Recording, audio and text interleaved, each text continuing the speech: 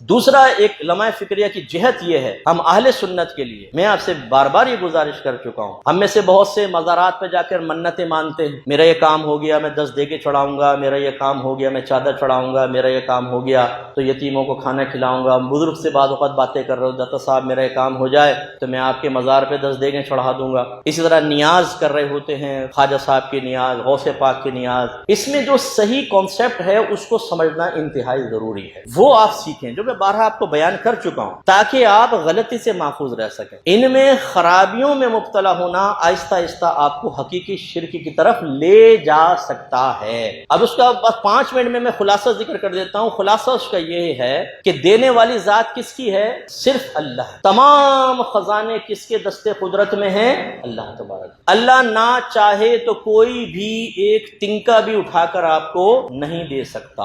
اللہ تعالیٰ ہی سب کچھ کرنے والا، وہی حقیقتاً مشکل کشا ہے، وہی ہمارے مسائل کا حل کرنے والا، وہی ہادی ہے، وہی ہمارا نگہبان ہے۔ یہ عقیدہ مضبوط کر لیں۔ منت مانی جاتی ہے اللہ تبارک و تعالیٰ کی بارگاہ، یہ ذہن میں رکھ، بس حقیقتاً منت اللہ سے ہے۔ منت کیا ہے؟ ایک وعدہ، آپ عبادت کیا کہ وعدہ کر، کبھی یہ مشروط ہوتا ہے کبھی غیر مشروط ہوتا ہے۔ مثلا آپ اللہ سے وعدہ کرتے ہیں، اللہ تعالیٰ میں تیری رضا کی خاطر اس سال رمضان کا اعتکاف کروں گا، اگر آپ نے یہ الفاظ زبان سے ادا کیے تو آپ پر اس سال کے رمضان کا اعتکاف واجب ہو جائے، یہ منت شرعی کہلاتی۔ یہ غیر مشروط اور کبھی مشروط ہوتا ہے، اللہ تعالیٰ اگر مجھے صحت حاصل ہو گئی تو میں 2 رکعت نفل پڑھوں گا، صحت حاصل ہو گئی تو 4 روزے رکھ لوں گا، یہ جائز ہوتا ہے اللہ سے ایسا وعدہ کرنا۔ اس میں جب آپ کا کام ہو جائے گا تو پھر آپ کو وہ منت پوری کرنی ہوتی ہے، یہ ہے شرعی منت کا مفہوم۔ بس باقی جو بزرگوں کے مزارات پہ جا کر کہہ دیتے ہیں یہ شرعی منت نہیں ہے، یہ عرفی منت کہلاتی ہے۔ عرفی کا مطلب ہمارے عرف میں رائج ہو گئی، اس کا شریعت سے حقیقتاً تعلق کوئی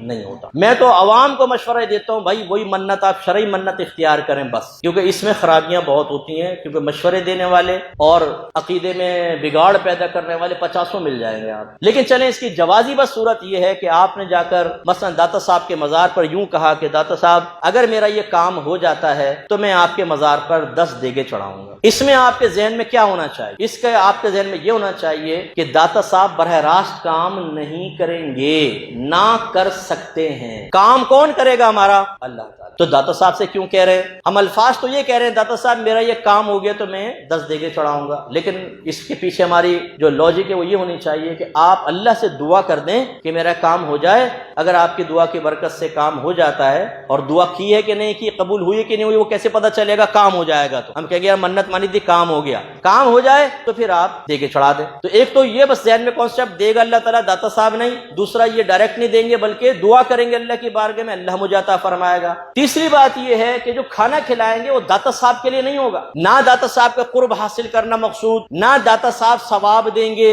نہ داتا صاحب کو خوش کرنا مقصود۔ وہ کھانا صرف کس کے لیے ہوگا؟ وہ اللہ کے لیے ہوگا، اللہ تعالیٰ کو راضی کرنا مقصود، اللہ ہی ثواب عطا فرمائے گا بس۔ اسی لیے فقہاء نے واضح طور پہ لکھا کہ منت عرفی میں اگر آپ مقام متعین کر بھی دیتے ہیں وہ مقام متعین نہیں ہوگا۔ مثلا آپ نے کہا داتا صاحب میں آپ کے مزار پہ 10 دیگیں چڑھاؤں گا، کام ہو جائے، کام ہو جائے، ادھر 10 دیگیں چڑھانا لازم نہیں ہے، آپ اپنے محلے میں 10 دیگیں پکا کے کھلا دیں لوگوں کو، کیونکہ آپ نے ان کے لیے تو نہیں کھلائی نا، یہ تو اللہ کے لیے تھی، اور اللہ تعالیٰ کے لیے آپ کہیں پر بھی کھلائیں گے وہ اللہ کے لیے کھانا کہلائے گا۔ داتا صاحب کے مزار پہ ضروری نہیں ہے۔ ایک اس میں لاسٹ چیز، آپ نے منت مانی، داتا صاحب کے مزار پہ کام ہو گیا، آپ نے دیگیں نہیں چڑھائیں، چادر نہیں چڑھائی، اب آپ کے کام بگڑنا شروع ہوئے، ایکسیڈنٹ ہو گیا، گھر میں چوری ہو گئی، فوراً لوگ کہیں گے تم نے وہ منت پوری کی تھی کہ نہیں کی؟ نہیں، اسی کو تو وبال ہے سر۔ داتا صاحب ناراض ہو گئے، یعنی داتا صاحب گن لے کے بیٹھے ہمیں کس نے منت پوری کس نے نہیں، ابھی تو نے اس نے نہیں کی، بیٹا مارو، ایکسیڈنٹ کرواؤ، گھر میں بے برکتی کرواؤ۔ یار تمہارا دماغ خراب ہے۔ وہ بزرگ ایسے ہیں کہ وہ بددعائیں دینا شروع کر دیں گے، میں منت پوری نہیں کی بددعائیں دے رہا ہوں میں۔ کوئی یہ کنیکشن ہم ملاتے ہیں آپس میں، یہ ہم ملاتے ہیں، جاہل ملائے گا کنیکشن، نہیں ہوتا اس سے کچھ بھی۔ آپ منت عرفی پوری نہ کریں، بزرگ ناراض نہیں ہوں گے، ان کے لیے کوئی کی تھی آپ نے، نہ آپ نے اللہ سے براہ راست وعدہ کیا تھا، وہ پوری کرنا واجب ہی نہیں ہے آپ پر، اس کا کوئی وبال نہیں ہوتا۔ ہاں آپ نے وعدہ کیا، چلے کر لیں، اچھی بات ہے، میں نہیں کہہ رہا ہوں کہ بغاوت پر آ جائیں کہ نہیں کرتا ہوں، کر لیں، لیکن کوئی واجب نہیں ہے، اور نہ پورا کریں تو کوئی وبال نہیں ہوتا ان کا۔